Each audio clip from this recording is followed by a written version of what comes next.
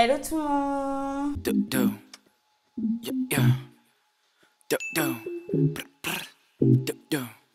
Hello tout le monde, j'espère que vous allez bien. Moi ça va super bien, je suis hyper contente. Ça y est, je suis rentrée à Brest depuis maintenant une semaine.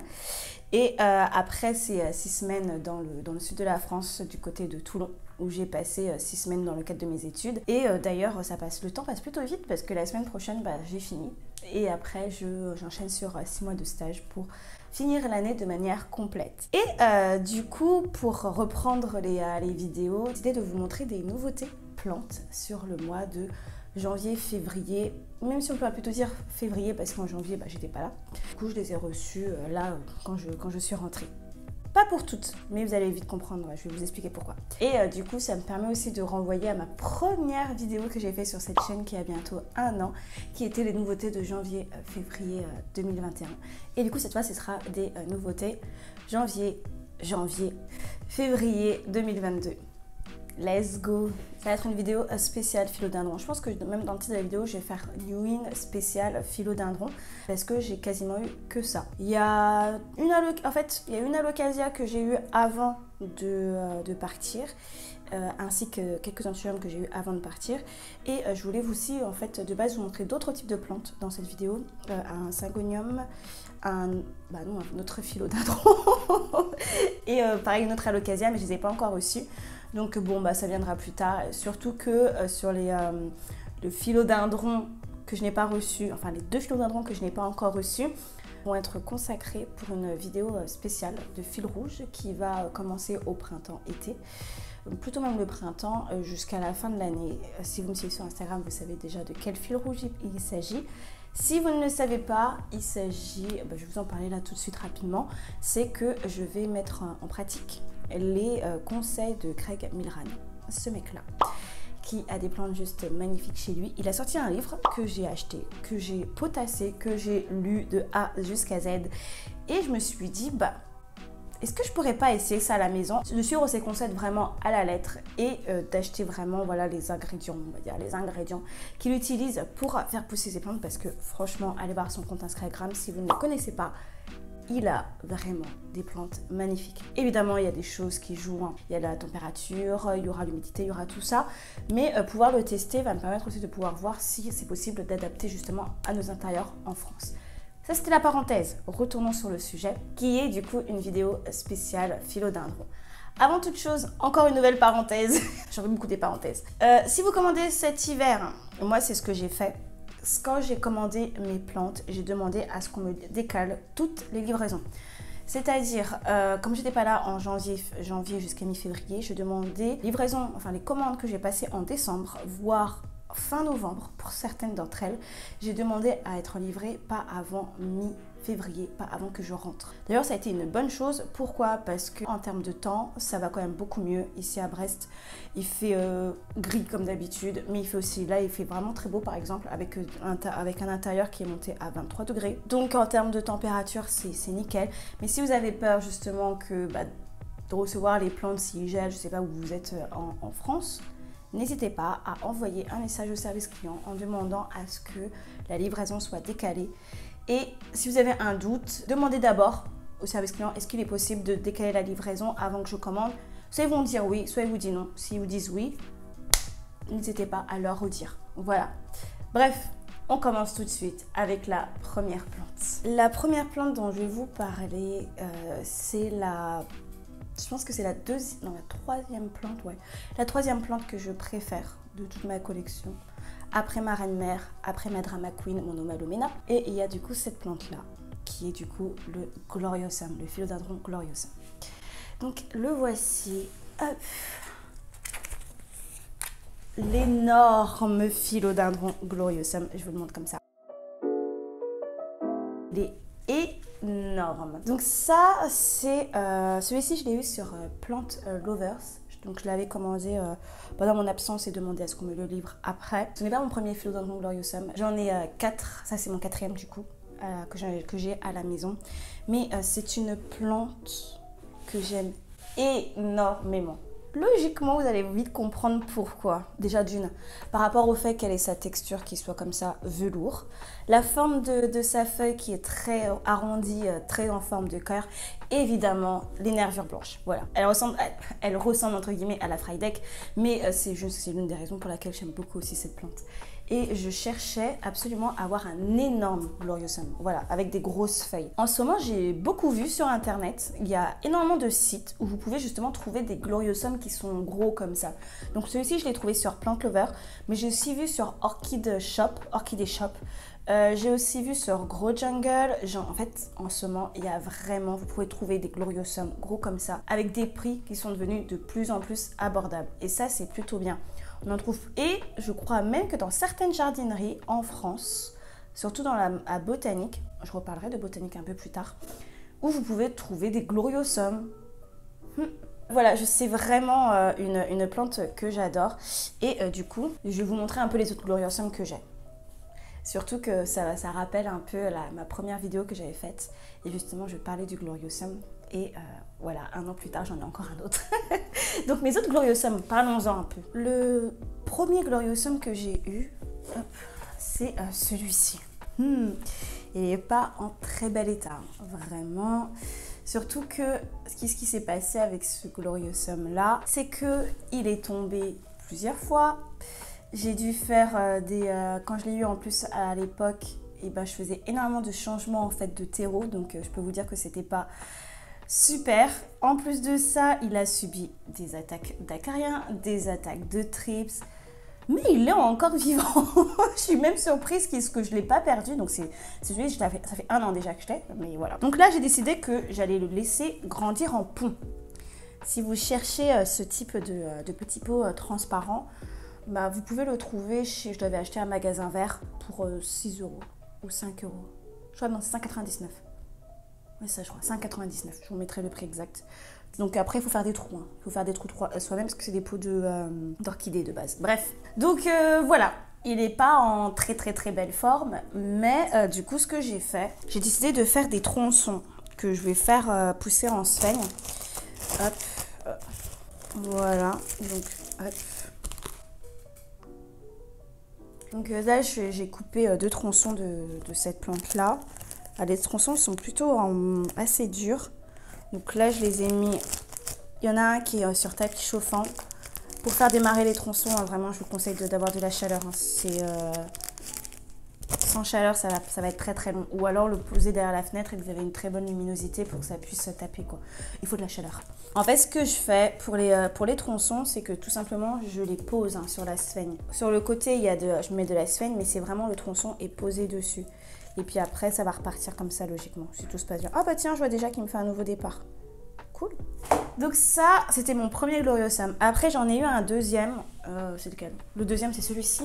Ça, c'était le verdé que j'avais commandé chez Equagenera. Donc oui, j'ai mis un petit mamey à l'intérieur. Parce que je savais pas quoi faire avec ce mamey. C'est une petite bouture que j'ai fait pousser qui est devenue très grande. Donc je l'ai mis avec l'énorme Gloriosum. Il m'a fait une feuille trop grosse. Là, c'était une des petites premières feuilles qu'il m'a fait. Ça, c'est la deuxième feuille, mais vous voyez comment elle est. Ça, c'est parce que, je vais en reparler juste après, mon Gloriosum est encore tombé. Et ça, c'est la dernière feuille qui m'a sorti. Elle est trop belle. Donc voilà, c'est l'une des problématiques que j'ai avec les Gloriosum, que même si je les adore, ou même la plupart des phyllos que je vais vous montrer, c'est que ce sont tous des rampants. Et oui, je vous montre quand même le dernier. Et ça, c'est le dernier que j'ai aussi acquis.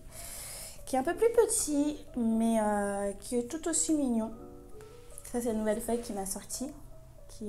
Bon, la feuille est plutôt bien sortie, malgré qui ça, mais ça, je pense que c'est du royal, parce que je l'ai reçu il n'y a pas longtemps, ça fait 1 semaine que je l'ai su à la maison. Donc pour l'instant, ça a l'air d'aller, il n'y a pas l'air d'avoir de soucis, mais je vais le laisser comme ça. Tant qu'il ne me dépasse pas son pot, ça va. Donc ça, c'est aussi un Gloriosum. La problématique que j'ai avec ces plantes, c'est que ce sont des rampants. Et qui dit rampant, dit principalement d'avoir une jardinière en fait. Donc en fait ce sont des pots qui sont allongés en forme rectangulaire et ça prend de la place. Ça prend de la place, mais surtout c'est important en fait pour vos plantes qui sont rampantes, parce que vous allez voir si vous ne leur donnez pas de pot adapté. Et c'est ce qui s'est passé avec la plupart de mes plantes qui sont rampantes, c'est que elles vont sortir du pot, hein, du pot en plastique rond. Et ça va faire une bascule, donc vos plantes vont ne faire que tomber. Et j'ai eu ce problème 1 700 000 fois, en particulier avec mon Pastazanum, que je vous montrerai juste après. La prochaine plante dont je vais vous parler, c'est une plante qui était sur ma wishlist depuis maintenant plus de 1 an et demi. Si mes souvenirs sont bons, ça faisait très longtemps que je la voulais, mais en fait j'attendais que le prix baisse, tout simplement. Et quelle chance, parce que je l'ai trouvée, mais de manière totalement par hasard. Il s'agit de le philodendron Dean McDowell. N'est-il pas magnifique? Alors ce philodendron, qu'est-ce qui lui est arrivé? Le philodendron Dean McDowell. Déjà, si vous ne savez pas quel est ce philodendron là, c'est l'enfant. Voilà, c'est le croisement, l'enfant du Gloriosum et du Pastazanum. Cette plante là, je l'ai trouvée à Botanique, dans le botanique de Seine-sur-Mer, qui était vraiment à côté de là où j'habitais en fait dans le sud. Je suis partie en jardinerie, donc pour la petite histoire, je suis partie en jardinerie et j'y vais et tout, toute contente. J'ai vu qu'il y avait des belles plantes, hein. Franchement, les prix, bon, sur certaines, c'était un peu, je trouvais ça un peu cher. Et là, parmi toutes ces plantes, je vois le Dean McDowell et je me suis dit, c'est vraiment ce que je pense. Et en fait, oui, c'était vraiment ça. Et ce que je peux dire, c'est que voilà, je suis vraiment hyper contente de l'avoir trouvé là-bas pour ce prix-là et pour des feuilles aussi grosses, mais vraiment aussi grosses. Moi, je me dis, j'ai vraiment de la chance, hein. Quand je vais en jardinerie, des fois, je trouve des pépites. C'est... Mais avant de continuer avec sur la troisième plante dont je vais vous parler, qu'est-ce que j'aime en plus aussi sur cette plante-là, c'est justement ce côté vert très foncé, très marqué, qui vient du Gloriosum, et évidemment ce côté des feuilles en forme de cœur, ça voilà, et puis l'aspect de la plante en elle-même. Je vais vous montrer un peu la différence avec le Pastazanum, si je réussis à le faire, parce que mon pasta il est juste là. Donc ça, c'est la feuille de mon... mais on verra plus. Donc ça, c'est la feuille de mon Pastazanum. Ça, c'est mon Pastazanum. Ça, c'est le McDowell.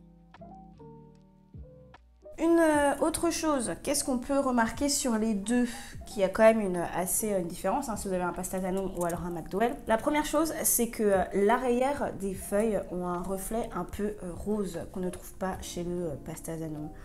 En plus de ça, au niveau de la base du pétiole, vous verrez quand même qu'il y a une bonne différence. En même temps, je vais vous le filmer, comme ça vous verrez.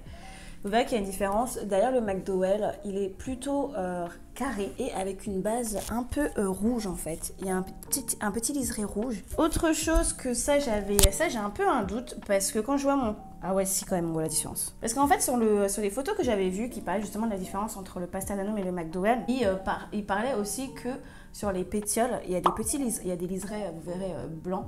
Mais sur le Pastazanum, c'était assez discontinu. C'était assez discontinu. Alors qu'en fait, sur le mien, là, mon Pastazanum, les traits sont très longs. Alors que celui-ci, sur le McDowell, on voit quand même que les traits sont plutôt courts. Ils sont pas plutôt courts, ils sont longs, mais de manière discontinue. Ils s'arrêtent, en fait, on voit des coupures assez souvent. Alors que sur ce Pastazanum-là, on les voit quasiment pas. Après, il y a toute une histoire aussi avec de cataphiles, de fleurs, tout ça. Et pour revenir à mon Dean McDowell, il m'a fait une fleur qui, à mon avis, avec le stress du voyage, je vous le mettrai juste là. Voilà. Hop. Donc il m'a fait une fleur, mais voilà, avec le stress du voyage, je pense que la fleur, elle a un petit problème. Là, il m'a sorti, il est en train de me faire une nouvelle feuille, qu'il était en train de me faire quand j'étais dans le sud. Bon, après, il a voyagé plus de 12 heures, hein, donc en voiture. Merci d'ailleurs à Arimi, si tu passes par là, de m'avoir fait de me l'avoir emmené de Saint-Mandrier jusqu'à Brest. Merci. Et du coup, voilà. Ça aussi, c'est le problème de cette plante-là, hein, c'est que c'est un rampant, donc je vais essayer de lui trouver une jardinière qui puisse aller à ses fonctions. En plus, le tronc, il est énorme, mais vraiment, il est vraiment très gros. Je ne l'ai pas dépoté, je ne l'ai pas rempoté. Je la laisse comme ça pour l'instant, mais je sais que je vais bientôt devoir faire quelque chose Mais il faut juste que je trouve un pot, une jardinière assez sympa. Et si possible, une jardinière transparente. Voilà. Mais grande, en fait grande. Comme ça, j'ai pas à la rempoter tous les 3 matins. Parce que généralement, moi je sais que mon pastazanum, il m'avait fait ça cet été. Avant qu'il tombe, il faisait des feuilles sur feuilles sur feuilles sur feuilles. Mon mamey que j'avais quasiment perdu, il est devenu beaucoup plus gros que avant que je le perds en fait. Il me fait des feuilles sur feuilles sur feuilles sur feuilles. Donc c'est l'une des problématiques que j'ai avec ces plantes-là, c'est voilà, elles sont rampantes. Le troisième philo que je vais vous présenter, c'est celui-ci. C'est le philodendron luxuriant. De base, ce philo, je ne devais pas l'avoir maintenant. De base, je patientais depuis plusieurs mois. On dit, Laetitia, va sur Aquagenera, ils sont en train de faire des Black Friday de folie. Profite pour prendre le luxuriant. J'ai hésité, mais au final, je regrette pas. En fait, ce qui s'est passé avec cette plante-là, c'est que je regardais énormément le compte Instagram de Chongli, si tu passes par là. Et il a un philodendron luxuriant, mais magnifique, mais vraiment très très beau. Et j'étais très intriguée en fait aussi par cette plante parce qu'elle me fait beaucoup penser au verrucosum. Vous voyez comment la forme de sa feuille, mais c'est surtout ses nervures qui sont à la fois ni blanches ni jaunes, mais un peu voilà teintées, un dégradé de vert. Et ça me fait beaucoup penser au philodendron verrucosum, alors que c'est le philodendron luxuriant. Mais il faut quand même que je me renseigne parce que ça se trouve c'est un descendant enfin un descendant. Il y a peut-être des gènes d'un verrucosum hein, parce que on dirait vraiment un verrucosum, en espérant qu'il soit pas aussi chiant que les verrucosum, parce que moi je peux vous dire en ce moment j'avais vraiment hésité à me racheter, mais à m'acheter le verrucosum Amazon Sunset ou le Iricolor, parce que je trouve qu'ils sont super beaux, mais ça reste des verrucosum. Et en ce moment mes propres verrucosum, j'en ai 2 à la maison. En ce moment c'est pas ça. En ce moment c'est pas du tout ça. Mais voilà, ils sont encore vivants, ils sont encore là. Je me dis, bon là, voilà, c'est l'hiver, ils ont un peu de mal et tout. Peut-être qu'en été, ça va être beaucoup mieux, qu'ils vont repartir sur des meilleures bases, je l'espère. Donc voilà, ça c'est le philodendron luxuriant que j'ai pris chez Aquagenera pour pendant le Black Friday et que j'ai reçu que maintenant. Mais voilà, en 2 formes. Et pour l'instant, ça va, il n'y a pas de souci. La plupart des imports, quand je les reçois de Aquagenera, ce que je fais et ce que je conseille de faire, et que il y a même la vidéo, si vous voulez aller voir la vidéo de Shahrazad, je le mettrai en barre d'infos, qui parle justement de elle, comment elle fait aussi son acclimatation sur les plantes de Aquagenera. Mais moi, c'est très simple, hein. Comme je l'ai déjà dit dans une précédente vidéo, c'est que je mets dans des pots avec un terreau, avec un substrat qui se rapproche le plus du substrat qui a été envoyé avec la plante. Je ne dépote pas la plante, je retire juste un peu les racines en dessous. Je mets un pot qui se rapproche le plus de la motte, je remplis le reste avec du substrat. Donc généralement c'est soit terreau-perlite, ou alors là j'ai vu qu'il n'y a pas longtemps ils m'ont envoyé un anthurium avec de la sphène, des roches et des chips de coco. Donc j'ai fait le même mélange et j'ai mis l'anthurium dedans. Mais c'est un conseil que moi je donne, c'est de laisser vraiment le temps à la plante de s'acclimater chez vous. Donc c'est-à-dire de mettre un substrat qui se rapproche au mieux de la plante, la mettre dans un coin et attendre soit qu'elle se redresse, soit qu'elle commence à ouvrir ses feuilles, mais ne surtout pas trop la manipuler. Ça, c'est un truc que j'ai remarqué qui n'est pas souvent très bon. Voilà. On passe à la dernière plante. La dernière plante, c'est le Plomanie citrus. Alors, le Plomanie citrus, je l'ai eu avant de partir dans le sud de la France. Bon, pas dire que pour l'instant, c'est soit un peu la joie. En fait, j'avais fait une erreur avec cette plante-là. C'est que j'ai voulu la mettre dans la vitrine. J'ai voulu la mettre dans ma rootstock qui est derrière. Et en fait, en rentrant, je me suis rendu compte que j'aurais pas dû faire ça. J'aurais dû la laisser vraiment en extérieur comme mes philodendrons. Ouais, c'est ça. J'ai aucun philodendron en vitrine. C'est ça, j'en ai aucun. Parce qu'en fait, je me suis rendu compte que la plupart de mes philos allaient beaucoup mieux avec la lumière avec la lumière naturelle que la lumière en vitrine. Même s'il fait chaud, même s'il fait humide et tout ça, mes philodendrons se portent beaucoup mieux en dehors de mes vitrines que dans mes vitrines. Bref, de toute façon, c'est pas grave, je l'ai retirée de la vitrine. Et là, elle est en train de galérer à me faire sa nouvelle feuille. Mais pour l'instant, elle est encore là. Donc le Plomani Citrus, pourquoi je l'ai pris celui-ci? Alors de base, je voulais aussi un Plomani, mais j'ai vu que dans le Plomani Citrus, si on voit un peu, vous voyez, il y a des dégradés de couleur un peu argentée sur les feuilles. Et en fait, c'est ça qui m'a donné envie d'avoir ce Plomani-là. Aussi parce que j'ai vu en fait les feuilles en taille adulte. Moi aussi, c'est un truc que je vous conseille, par exemple, que vous êtes intéressé par une plante. Regardez un peu comment elle est dans son environnement naturel. Si vous arrivez à avoir aussi des photos de ces plantes-là, version adulte, pour voir un peu ce que ça peut donner et aussi combien ça prend de place. Voilà. Parce qu'avoir des bébés plantes, c'est très mignon, hein. Franchement, c'est bien, elles grandissent et tout.